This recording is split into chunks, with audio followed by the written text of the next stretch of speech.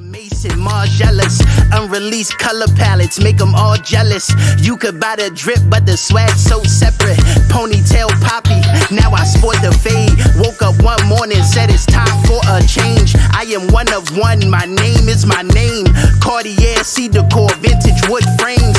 Everything clear when you living in the air. In the pilot on call, press a button and you there. Or your car got a roof, press a button, disappear. On the coupe, like poof, everything I do is rare, but I swear, if you could walk a mile in my shoes, you would stop it. If you could pull the bitches that I pull, you be solid. Manifesting everything I am, I'm a prophet. And when it comes to that bottom line, I want profit. I say get down when I say you get down. I say get down when I say you get down. I say get down when I say.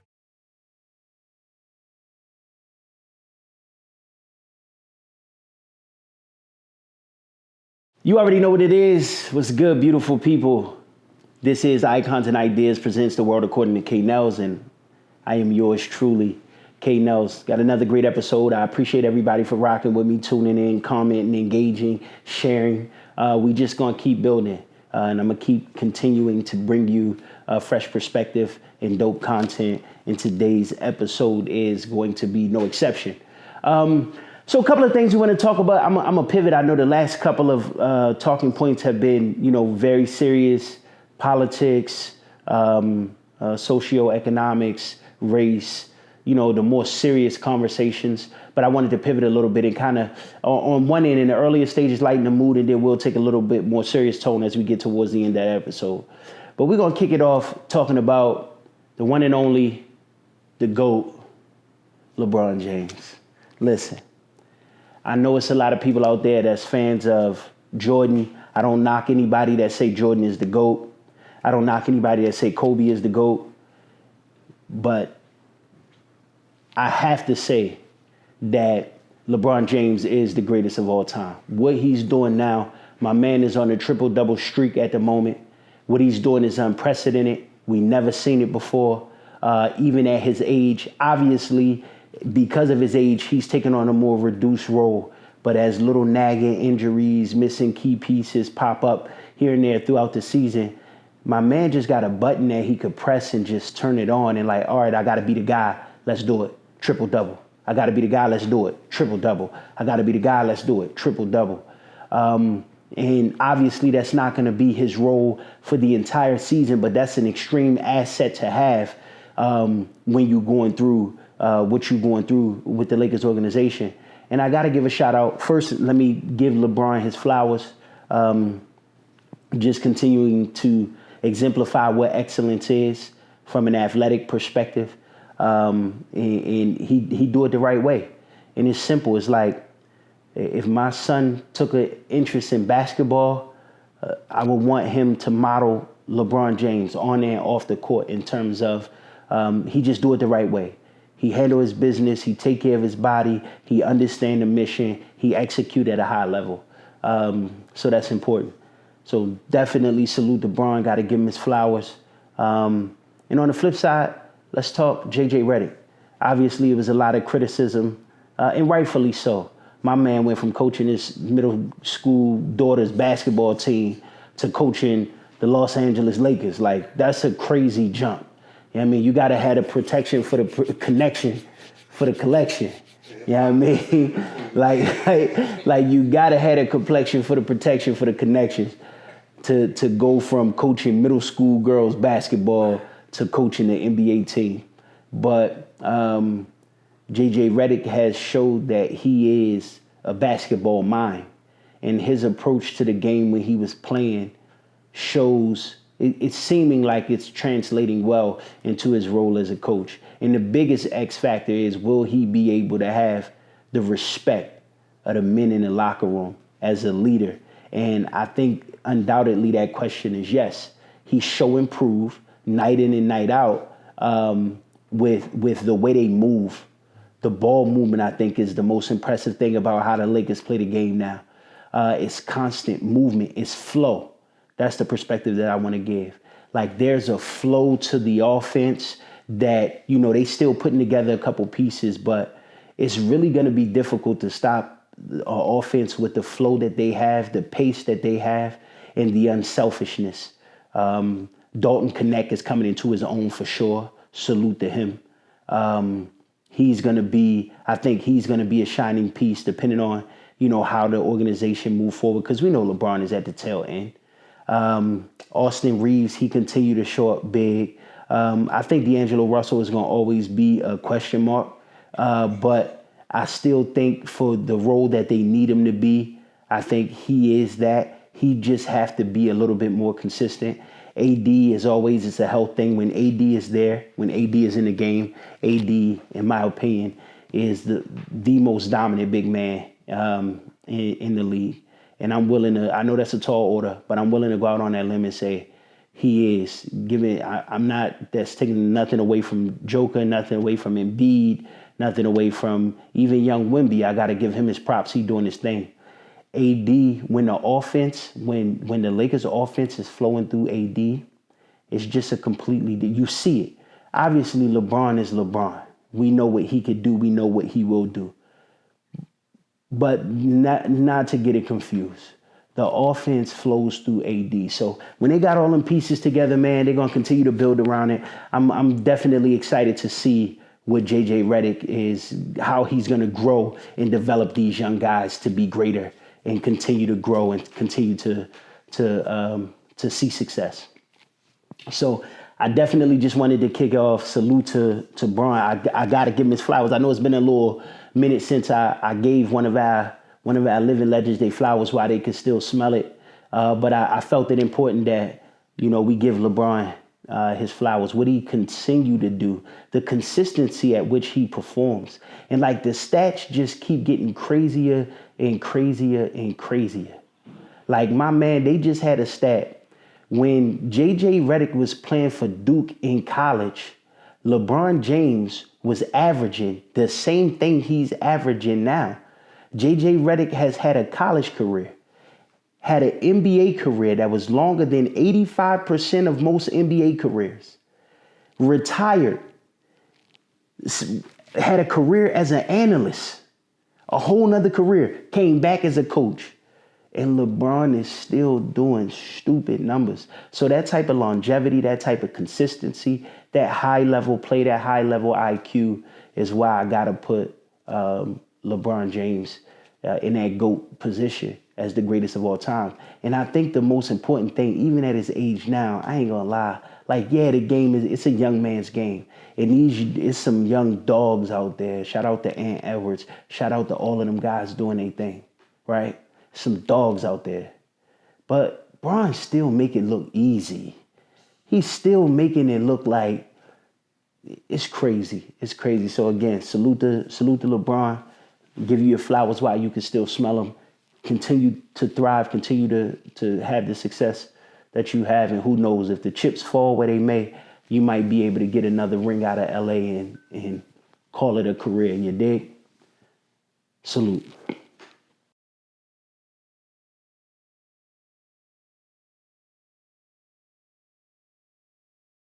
This is The World According to K. Nellz, and I am yours truly, K. Nellz. Still keeping to the theme of giving flowers. Definitely got to say rest in peace to Quincy Jones and give him his flowers. Yo, Quincy Jones in music, he been around, so he was like 92, 93 years old. He been around so long. My man, I'm talking about going all the way back to Count Basie, bruh. That is ridiculous. That is a ridiculous amount of tenure. And we all know he's responsible for so many icons. I think it's a total of like 2,500 records, like smash, undeniable, like his pedigree in music, what he built, everything is just monumental. And so, I definitely want to give him his flowers and say thank you for all of your contributions. If you checked out Will Smith's memoir, his book that he dropped called Will a couple years back, he got a story about Quincy Jones and how he got the Fresh Prince. And it's a great story. And I encourage everybody to check it out. But the reason why it was a great story, because there's so many lessons that you can learn from that. So I'm going to start talking about that first, and then we'll pivot to another conversation about Quincy. So the reason why it's such an impactful story, because with Will, we all know that he had his rap career before getting the Fresh Prince. So he had his rap career, height of the world, first rapper to win a Grammy, and then had the largest fall from grace in that Oda Yaya rest, the whole nine. In that time frame, he had an opportunity. He had moved from, and if you haven't checked out the memoir from Will, check it out, because it's so many, like the stories that he just tell. It's a autobiographical narrative, but the stories that he tell, it just, you can take so many lessons and learn from it. So it's so many ways. He has so many cautionary lessons in that book. So definitely check it out. But when he was talking about Quincy, he was at a house party. He was invited out there. I think the guy name is Benny Medina, whose real story it is. Except for he didn't move from Philly to Beverly Hills, or I'm sorry, to wait, I'm tripping. The Fresh Prince was Beverly Hills. It was I'm tripping. Bel Air, Fresh Prince of Bel Air. I'm tripping. But Benny Medina really moved from Watts to Beverly Hills. So the storyline is Philly to Bel Air. The real story is Watts to Beverly Hills. Nonetheless, it was his story. And, he had already pitched it to Quincy.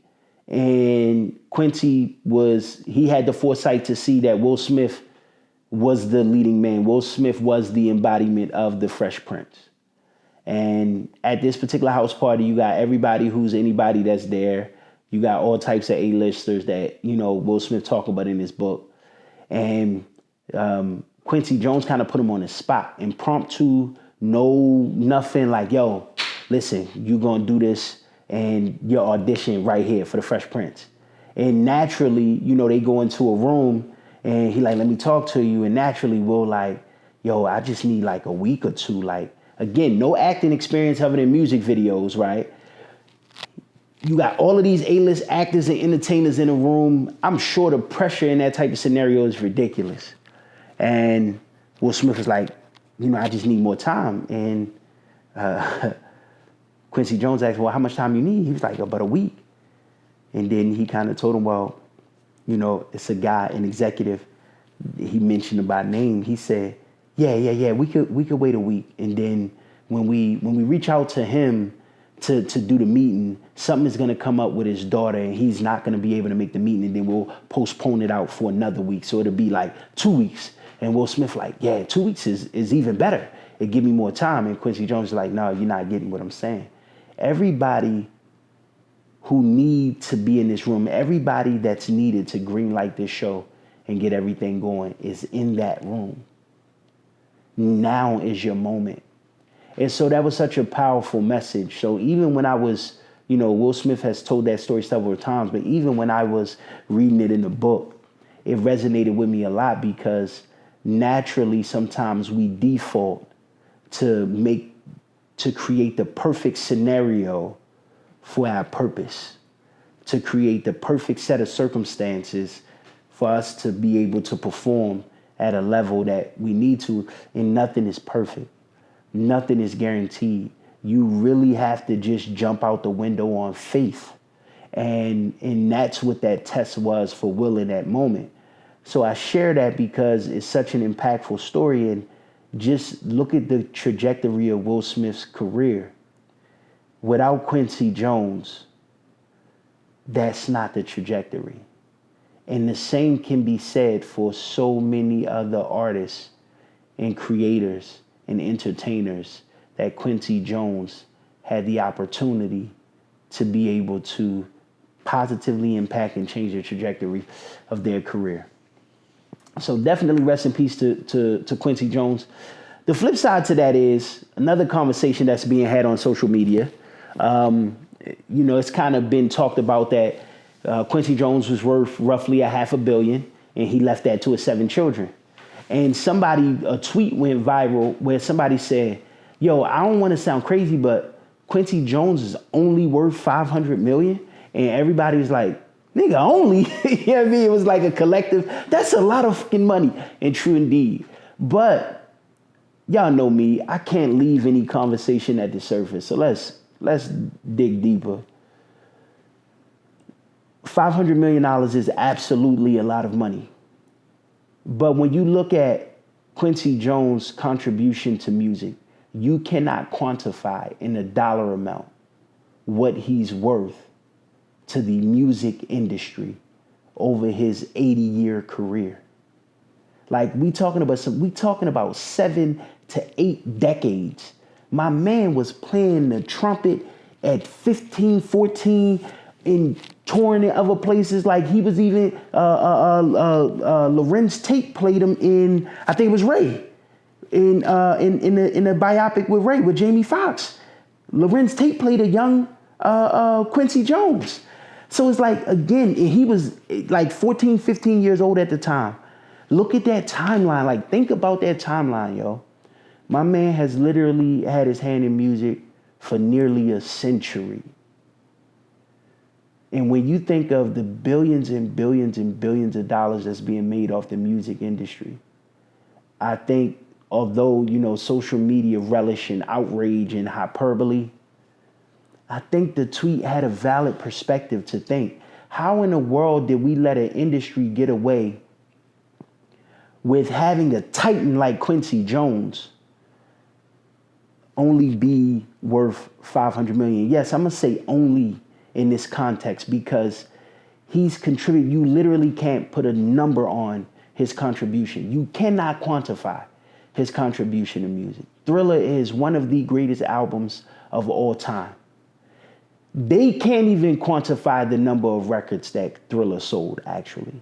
Like, they have an estimate. Like, the real numbers is somewhere north of 100 million, easily. Quincy Jones. Don't get me wrong. Salute to Mike. Rest in peace to Mike. Mike is Mike, so it was definitely the perfect marriage. But when you think of contributions of that magnitude, then yeah, you would think Quincy at least supposed to have 10 billion. At least 10 billion. 80 years, almost a century in contribution to music. But again, it goes to a deeper problem that I'm not going to talk about in this episode. We'll have conversations later on. But one of my biggest qualms with the entertainment and music industry is, as always, black people throughout the diaspora, we create what's cool. We magnify and make everything cool. We sell everything. We consume everything. And we own very little.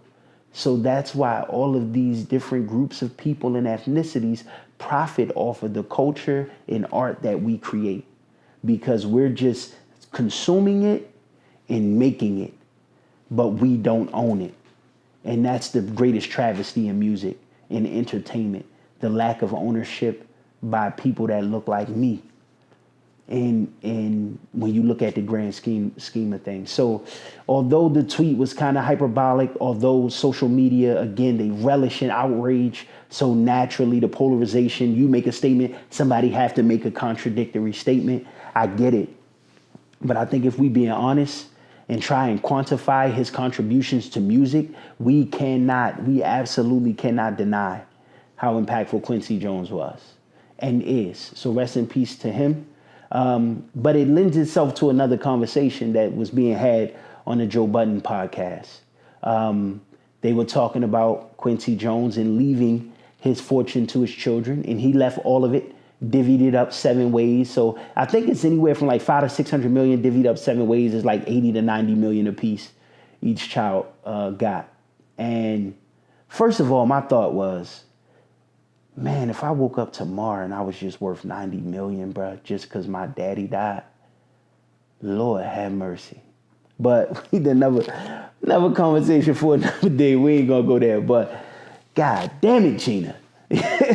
So, but aside from that, a couple of points was being made in the Joe Budden conversation. Mark Lamont Hill was present for this conversation. And to me, he said something that was utterly ridiculous. Utterly ridiculous. He's of the ideology that he would not leave that type of wealth to his children. He would leave them something.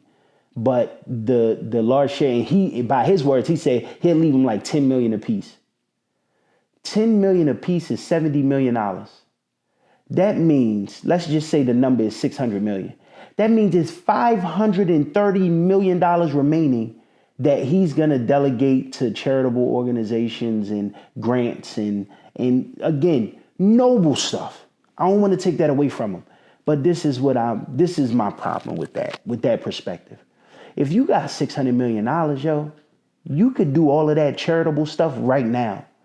I'm with Ice, and I usually don't really rock with Ice or agree with Ice on a lot of things. He like my least favorite person on the Joe Budden podcast. Nah, I apologize to Ice. Ish is hands down my least favorite person on the Joe Budden podcast. All right, we ain't even gonna go down that rabbit hole, but Ish get on my goddamn nerves. But Ice said something that I agree with. He like, man, I'm leaving them everything. He said, I don't care if they take the 80 mil and put it on black. I ain't here no more. And I have to agree. Like, the conversation came up about legacy with the Mike Tyson interview that he did with the young girl. And he just shed light on his perspective on legacy. And it's like, I'm dead and gone. What I care about legacy for? That's just another function of the ego. And man's biggest problem is his ego.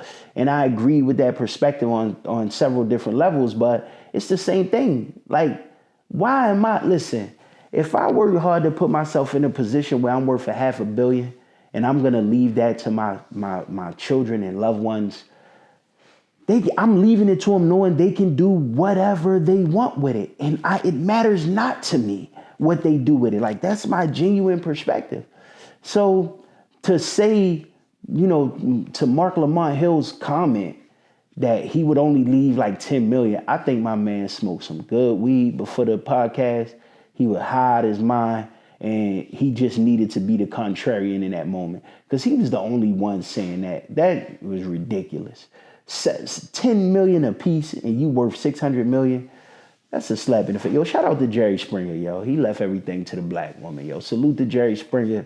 You know what I mean? I appreciate your foresight. Thank you for your contributions. You know what I mean? You made a lot of money off, you know what I mean, the dysfunction and degeneracy. So, I appreciate you for leaving it in the hands of hopefully, a beautiful black queen that's going to make sure she take care of her community, you feel me?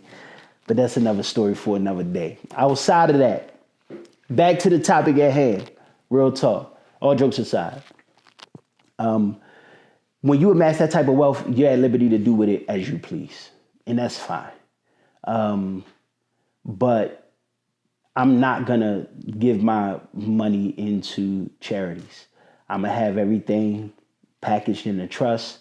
The trust will pay out to the individuals in increments based off of certain stipulations. Not anything crazy, but it's going to give them an opportunity to be able to have wealth, but also allow that wealth to grow.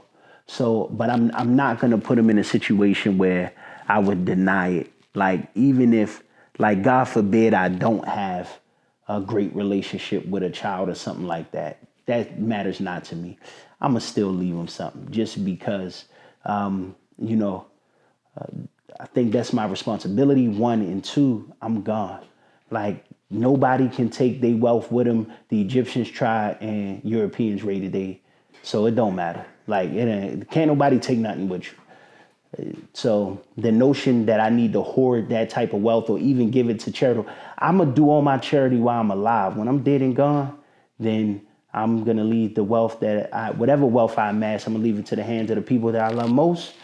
And we're going to build from there. So salute to Quincy Jones, definitely. Again, monumental contributions, man. Like, it's just crazy to think about having a nearly 80-year career, like having a career span 8 decades is crazy. So salute to him.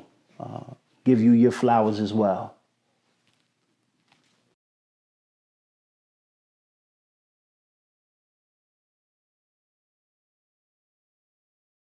Welcome back. This is The World According to K. Nellz, and I am yours truly, K. Nellz. So let's talk relationship.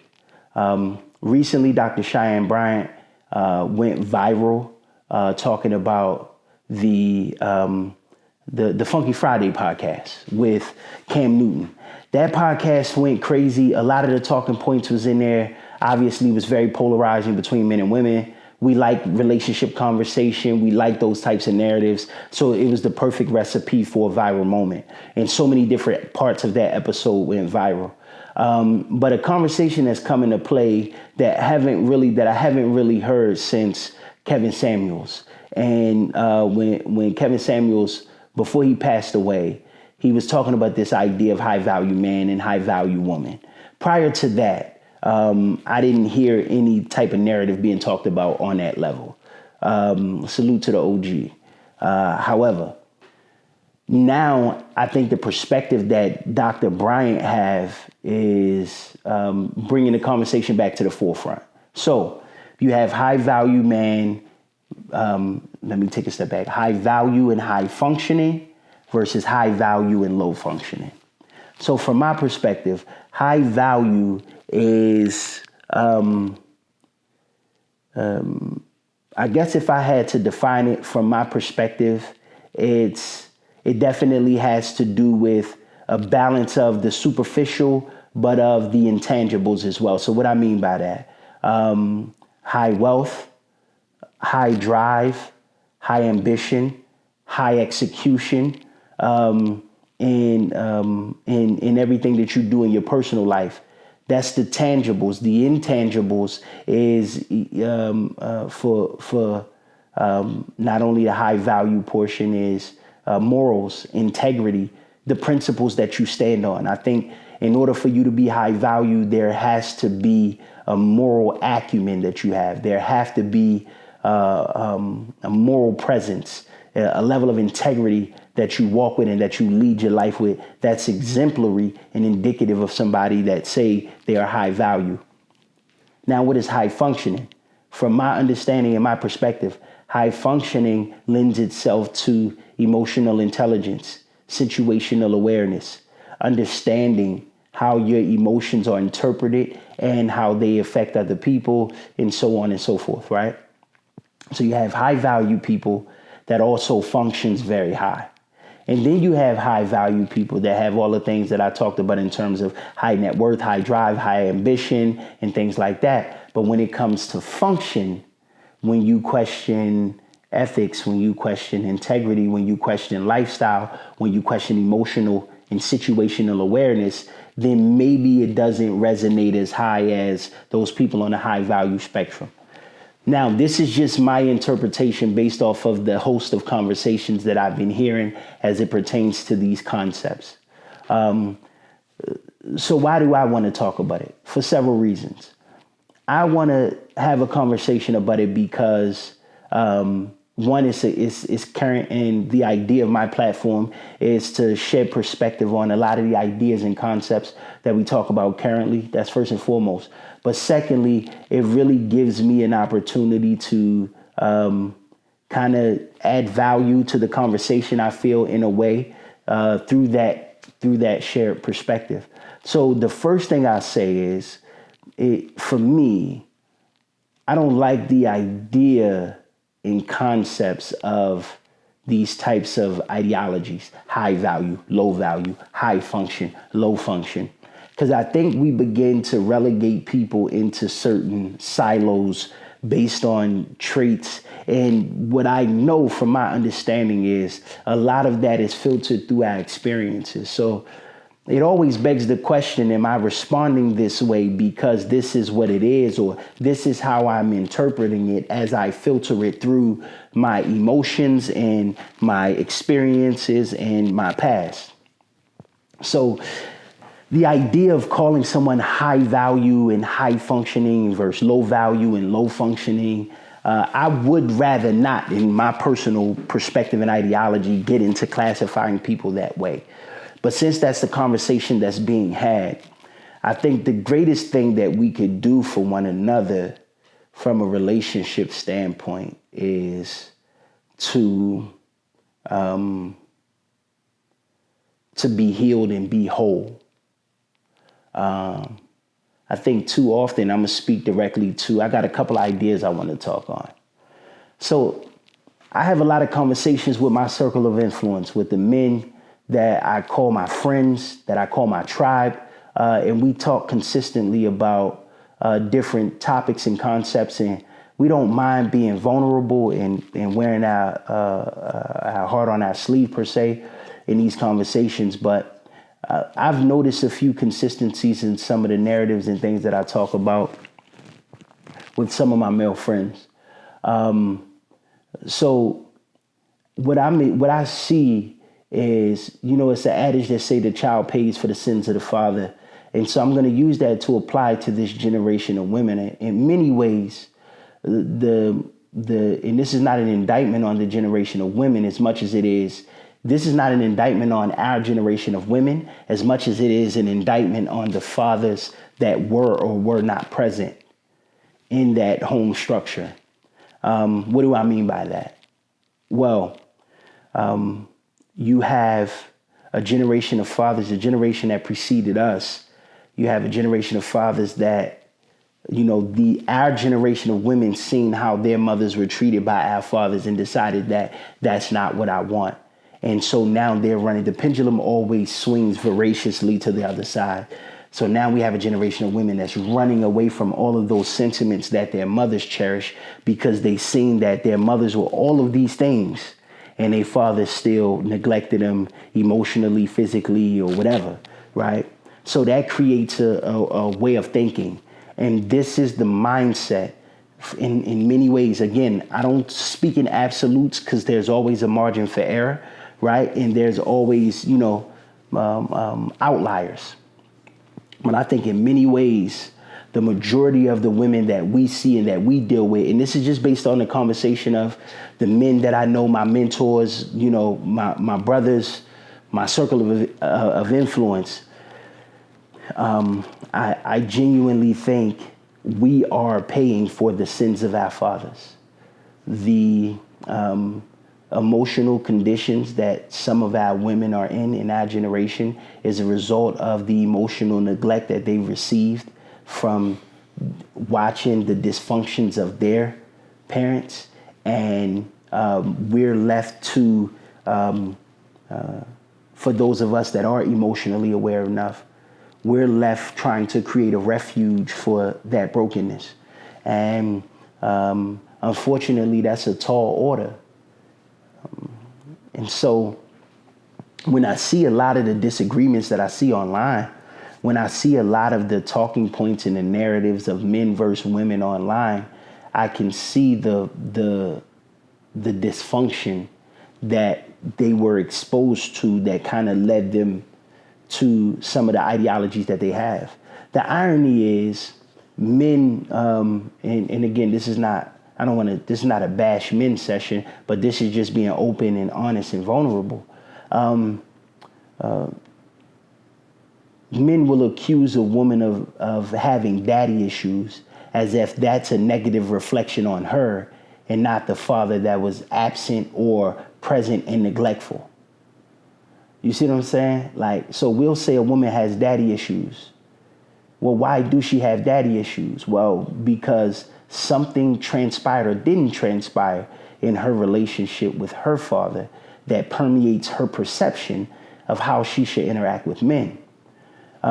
So when I say be healed and be whole, I'm referencing that because now what happens inadvertently is women are looking for a place of refuge and men that in a generation of men that may not have the emotional bandwidth to be able to provide that place of refuge on one end. On the other end,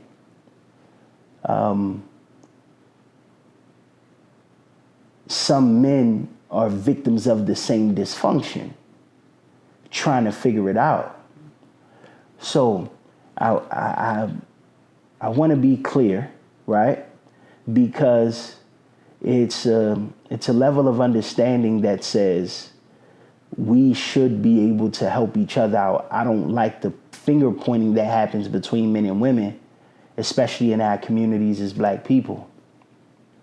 But what I really want to bring to the light and shed light on is it is imperative that you not look to an external source to try and heal those internal wounds, because the healing that you're looking for is rooted in the forgiveness that you're willing to extend to those people that hurt you. And that's what makes the journey of healing so tough. But at the same time, when we don't be that intentional about healing, what we end up doing is bleeding on the people that didn't cut us. So now how does that translate into relationships? Well, now you have a relationship between a man and woman, both of which experience some level of dysfunction throughout their childhood, whether it was being from a broken home where the mom or dad were not together or both parents were not present, or there's a situation where both parents were present but operated in a level of dysfunction that maybe not paints the best light from a relationship standpoint. So both people, we going through a trial and error. But what I'm seeing more consistently now in the narrative with the men that I'm talking to is you have a generation of women scorned by their parents and in many ways bleeding on the men who didn't cut them. And so now a lot of men come into play in these relationships who have a level of emotional awareness and situational awareness, and they in many ways the result of the attention that the mom gave to the boys that the dad neglected too. It's weird how the psychologies kind of intertwine, but at the same time, it's like, how do we create the balance and the harmony necessary between the masculine and feminine in order to create the stability necessary that's going to yield healthy homes and healthy nuclear family structures? So that's why I think the conversation that Dr. Cheyenne Bryant is having is important. I don't agree with all of her sentiments, but that's okay. But I do think it is awakened a conversation that we need to have. Because if I'm going into a relationship with you, I shouldn't be going into a relationship with you to heal you, and vice versa. You shouldn't be coming into the relationship to be healed. I shouldn't be coming into a relationship with you to be healed. There is a level of self-work that needs to be done on an individual basis before we jump out this window and say, we're boyfriend, girlfriend, or we're in these relationships, because self-work is the most important work. So I always talk about my parents. My parents were married for a long time. They were together for over 3 decades, married for 3 decades, together for like 35 years, 34 years. I always share, my mother woke up one day and just was like, who in the hell am I sleeping next to? And it wasn't that my father changed. In many ways, I feel like the veil was lifted off my mother's eyes and now she could see the forest for the trees. And one thing, especially at parents' generation, one thing that they did was they really dated potential. Like, I think my mother romanticized this idea of my father based off of what he presented in the 80s that was never really the true essence of who he was. Because if it was, then my mother wouldn't have woke up 35 years later and say, who have I been with? And so that's another thing that we have to be mindful of. But again, I feel the same way in the sense that that's only a function of someone not doing the self-work. Because if my mother was whole and healed, my mother wouldn't have been so enamored by what she fantasized my father to represent. She would have been able to see him exactly where he was. And that's that. Now, a lot of people say, well, if they didn't, then I wouldn't be here or my siblings wouldn't be here. And it's like, that's the cost of doing business. Like, we would never know because that's not the reality that happens. But when you talk about a quality of life, it's like, well, what type of quality of life was my mother able to provide? was my father able to provide. They did the best they could with what they had, and we always was like, that's okay. That's sufficient. That's enough. But when you talk about the replication of trauma and how it plays out into relationships, we got to try to avoid the self-inflicted wounds as much as possible. And when I look at my mother's background and my father's background, and I've said this before, I think it was on a birthday podcast, like, because of their backgrounds and because of their history, like, they shouldn't have been nowhere near each other. And not only were they together, they came together, they reproduced, and me and my siblings came from that union, but they, at what cost? When I look at my mother's life, and I look at my father's life and the things that they've been through, like, that's a very valid perspective. So now I find myself asking, at what cost? And we gotta prioritize our own happiness and wholeness. I think that's the biggest point that I want to make as it pertains to a lot of the conversations that Dr. Bryant was having with Nick Cannon and the Breakfast Club and Cam Newton. Whether or not your high value or low value becomes a moot point when you take the time to do the self-work.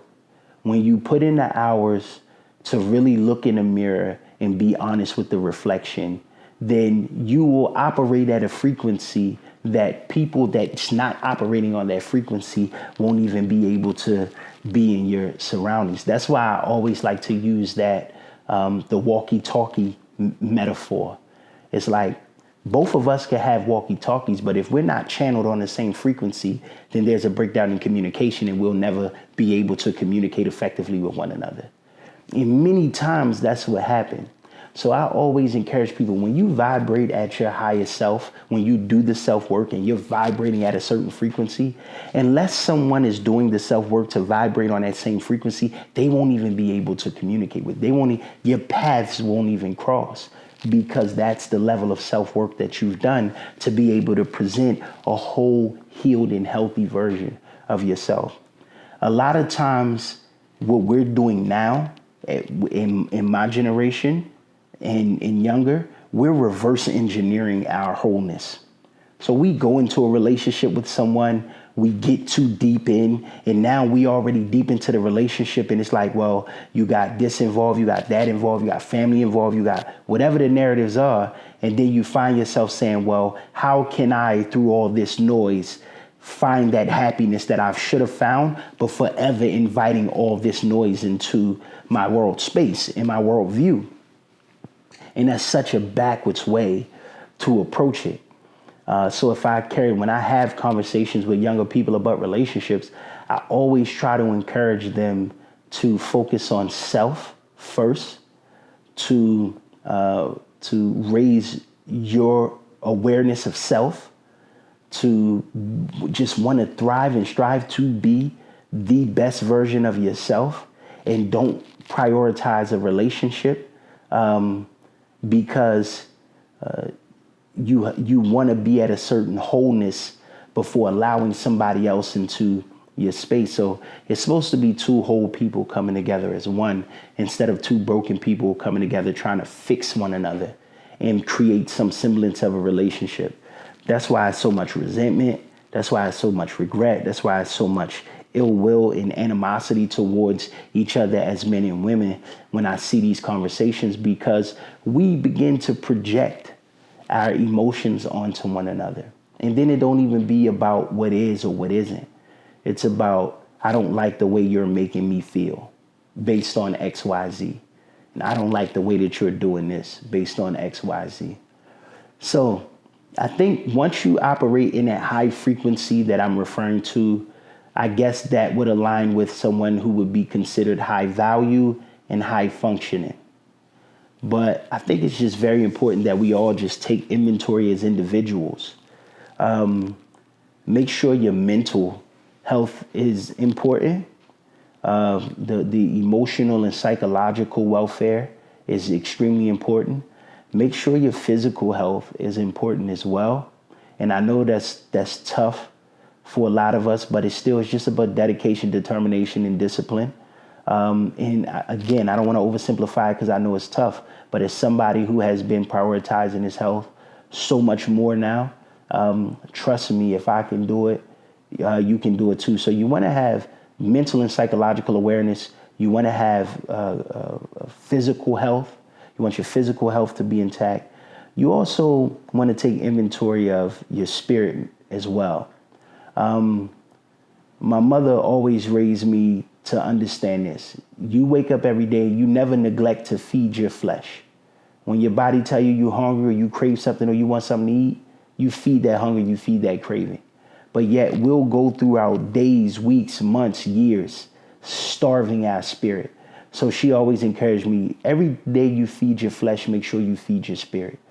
So we want to strengthen our spirit as well, because that's extremely important. And everybody's spiritual journey is different, but it's just very important that you are taking inventory of the spiritual investments that you make in self.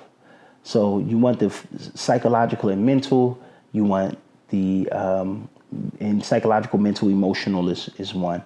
You want your physical health, you want your spiritual health, and then obviously our financial welfare is important as well, especially for those of us that come from public housing, poor neighborhoods, underserved neighborhoods, and things like that. The financial side of things can be a burden, especially when two people are coming together in a relationship without any real financial awareness. That's the easiest way we can make the same mistakes as our parents. But that type of alignment is important, and that's what I want to encourage with everybody. So those 4 things that I mentioned, I think is super important. You want the physical, you want the psychological, mental, and emotional welfare. You want that to be intact. You want your physical health to be intact. You want your spiritual welfare to be intact, and your financial welfare to be intact as well. And for me, those are the 4 buckets that it's important that we deposit in as it pertains to our wholeness. Because the more we can create that environment of peace and tranquility as individuals, then you'll be mindful of the people that you let into that space, because you want to maintain that peace and tranquility. And if somebody is not vibrating on your frequency, never dial down your frequency to align with them per se. If someone wants to elevate to your frequency to meet you there, that's one thing. I'm definitely a proponent of the latter versus the former. Never remove your vertebrae from your back to fit under someone else's ceiling.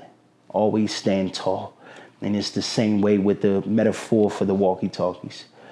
Make sure they align with your frequency. Don't dumb down or dial down yourself to align with theirs. And also, purpose is important as well.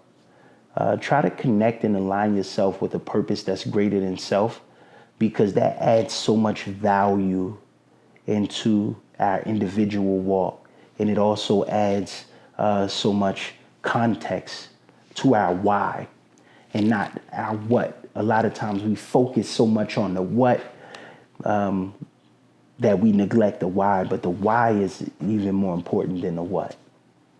So again, nobody have a handbook to this, this relationship thing and all of that.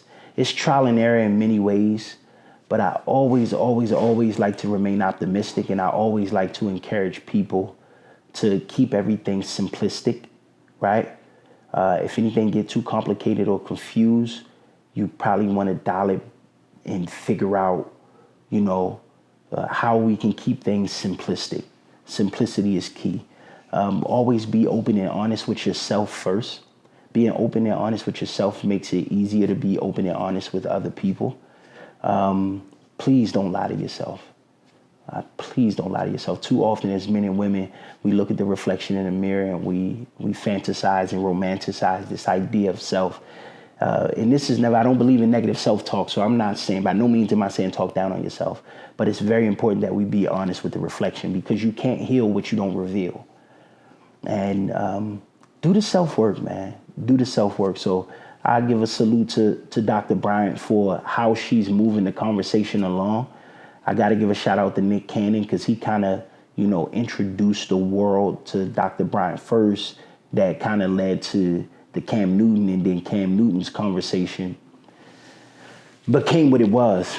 And I didn't really talk about that on purpose because I know he kind of made it, as I always say, once you invite the world into the conversation, then you can't control people having an opinion. You give them permission to have an opinion. So Cam Newton kind of opened that Pandora's box on his own. I do think people are making more out of it than they should, but that's right on par with how hyperbolic the times is and how polarizing the times is.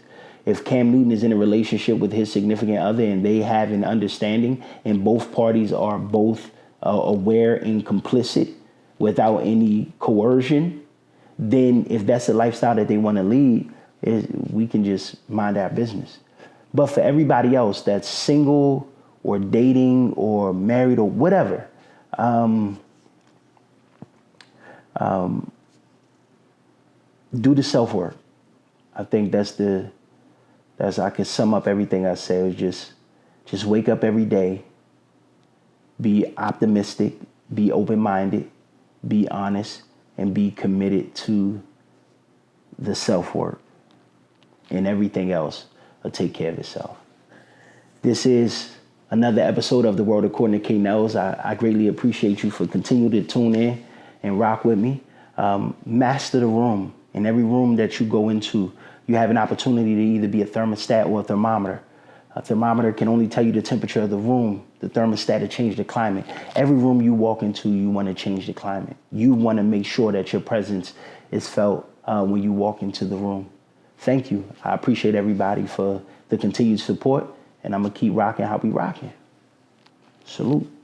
In a Mason, Margielas, unreleased color palettes, make them all jealous. You could buy the drip, but the swag so separate. Ponytail poppy, now I sport the fade. Woke up one morning, said it's time for a change. I am one of one, my name is my name. Cartier, C decor, vintage wood frames.